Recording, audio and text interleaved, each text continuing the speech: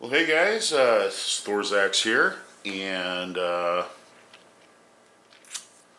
just want to let you guys know that I went ahead and I got my Arsenal mold from the folks over there at Arsenal. I'm going to tell you what, these guys right here are top notch. This is the mold that I'm going to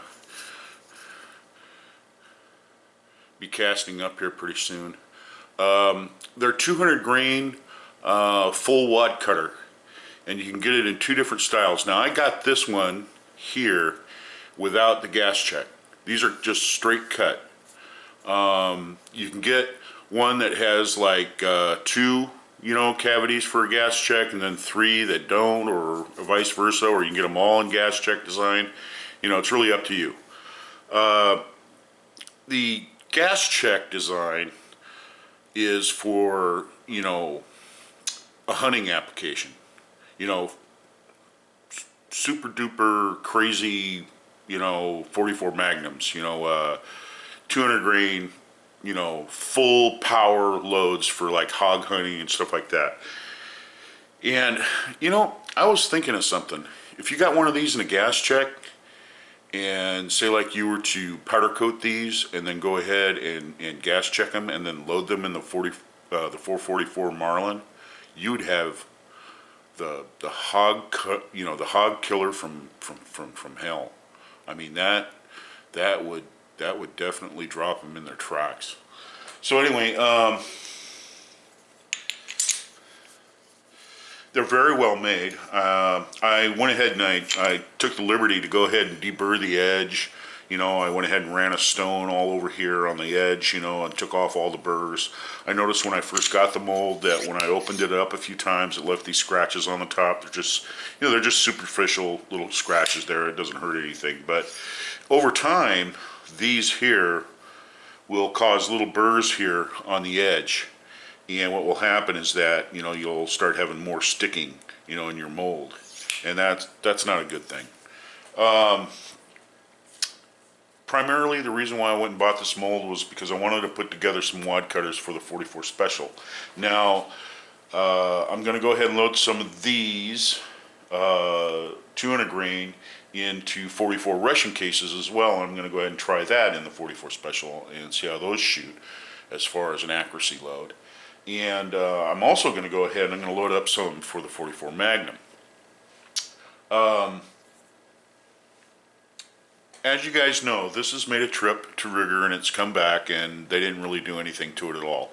One thing that I did do during the time that they had the gun is I got a hold of the people at Bowen Gun Works. I owned a Bowen gun once before, and it was an awesome pistol. I mean, they take all the end shake out, they match all the cylinders, they polish out the barrel, they improve the sight, the whole 9 yards. I had them do a little bit of work on a rear sight that I had for Smith & Wesson. They totally rebuilt the sight and everything like that. I think it was like $70 and change. Now I went online and looked around for a rear sight, for my Smith & Wesson, and they were ranging anywhere from $50 to $75 to $80.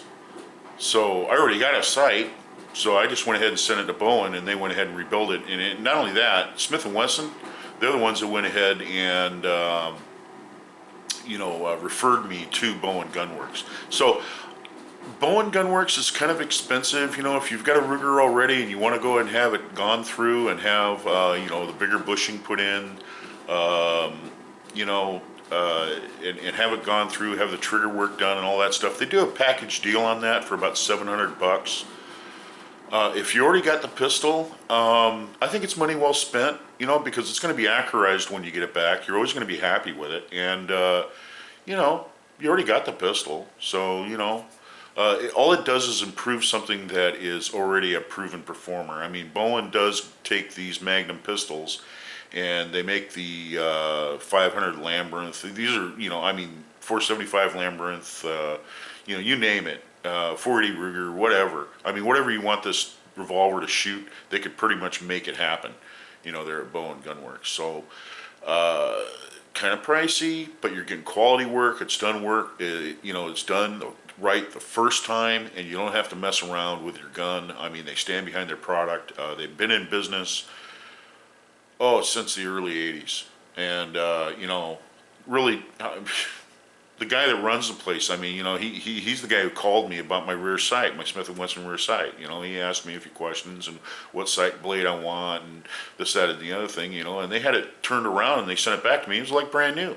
So I'm really happy, with the work that they did for me on that. And like I said, I had a Bowen gun once before and I was very happy with it as well. So we're going to get this guy back out there and we're going to start shooting him. And one thing I want to do is I want to send away to Ruger, and I want to go ahead and get some replacement grips for this. Just buy another set of grips that I can go ahead and sand down and kind of roughen up. These are wood, by the way. These are solid wood. I thought they were composite at first because they're very slick. Maybe they were made out of a man-made material. They're not. They're wood, but they're very smooth, and they have a finish on them that is just really slick, and I don't really like that. So when I get my other grips, what I'll do is I'll spend some time and I'll sand them down, rough them up a little bit, and who knows, I might even take them into a stock maker that we have locally here and have them put some, checkering on them or, something like that, improve the grip. One thing you don't want when you're shooting bullseye is you want a slippery gun. That's one thing you don't want. So anyway, so there we have it. We got the Arsenal mold. This is the 44 hands mold, and it ran me about, it was less than $100, but it cast 5. It'll cast 5 for you. I have another mold in my collection. It's an old Lee mold, but it only has 2 cavities, so it takes forever. You open that thing 5 times, and all you got, is all you got is 10 bullets. So with this thing, you open it up 5 times and you got 25 bullets. So it's do the math. A lot less time, there you go, and you're rolling, and that's what it's all about. So anyway, I wanted to give you guys an up-to-date thing. I wanted to bring up another project that I got going on, and that's the K31. I've been waiting for good weather out here. Maybe I should just get my big boy pants on, go out in the rain, go ahead and get it over with. I've been trying to find time during the day to go ahead and do that, since I do work nights now, and most of the day I spend in slumber. So, bear with me. I plan on getting out there, and that is one thing that's on the priority. I want to head and get that out of the way because I have the new sights on it. I want to get it sighted in, and I want to go ahead and try those loads with 4895 and get that out of the way. But this is coming up. What I plan on doing is having a casting session. One thing I really like about these molds is that they have hex, Allen heads, for fastening them, and even with all your little deals here, they're all this hex Allen head. So you don't have that little screwdriver thing where you're screwing around trying to get the screwdriver slot in there. You just you can just go ahead and use your Allen head and it works great. And I really like these pins. So anyway, once I go ahead and get this going, we'll go ahead and get a casting session going. We'll get a bunch, already, make a batch of these and then get them through the Star Lubricizer and get them loaded. So we're looking at within the next couple of weeks. So there we go.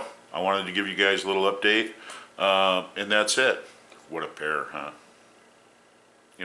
That just, I'll tell you one thing. I really like the 44 Special. It's a great pistol. And just the round in itself.